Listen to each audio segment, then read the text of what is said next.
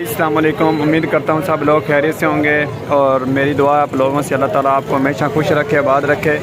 आज हम आए हैं पसेल वाले मेले पे, तो यहाँ पे कबड्डी का मैच लगा हुआ है। तो यहाँ पे लोगों की तादाद बहुत ज़्यादा कबड्डी देखने के लिए। और यहाँ पे एक हकीम साहब भी बैठे हैं, अपना मेला अलग लगा कर बैठे हैं और उनके पास कमज़ोरी वाले इंसान आए हुए हैं। तो वो उसके कान में बता रहा है कि मुझे ये मसला है और मुझे ये मेडिसिन चाहिए, ये फक्की चाहिए मुझे।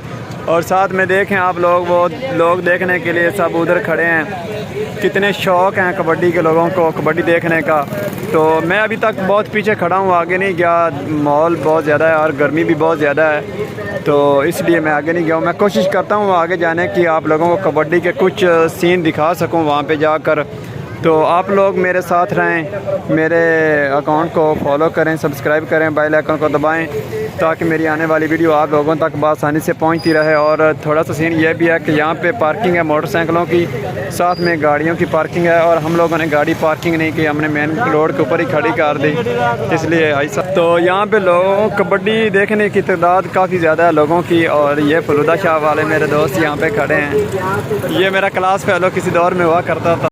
ए जी सारा क्लास फेलो हुआ करता सी, अजकल बस कुल्फी वाला काम चलाया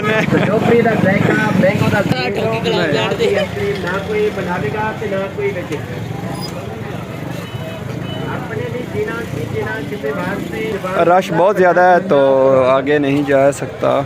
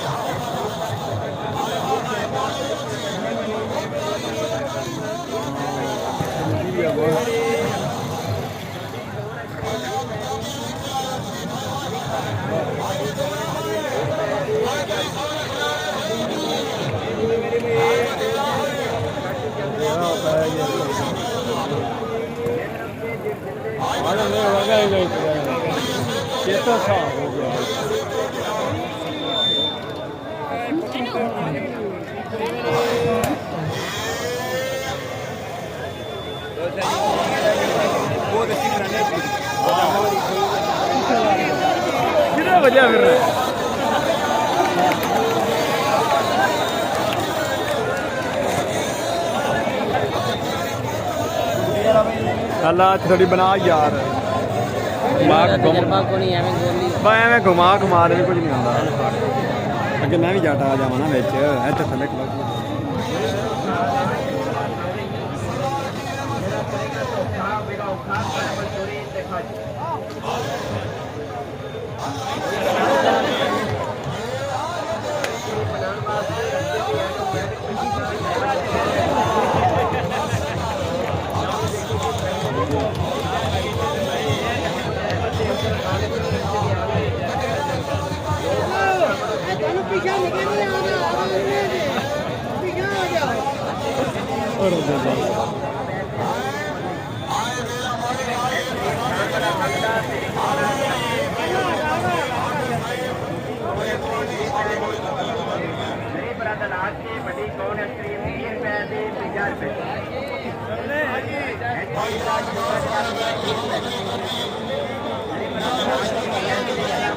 तो खेलने जितने आप पहले नहीं गए हैं। वो तो करेंगे।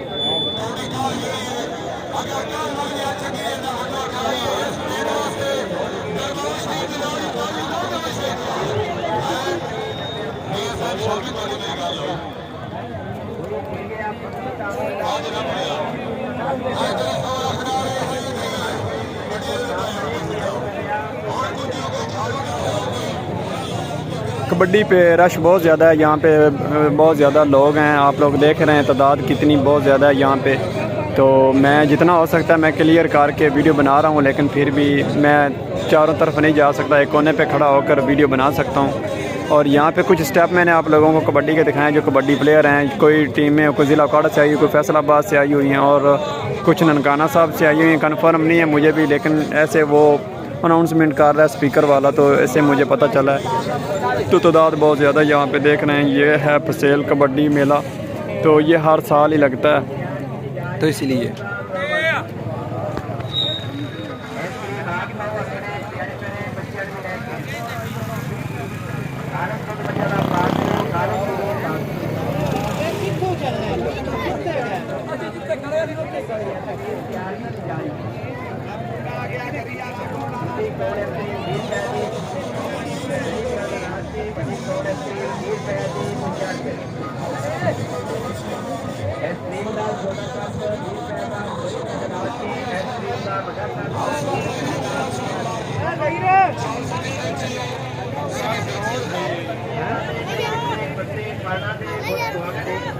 मेरा अपना है।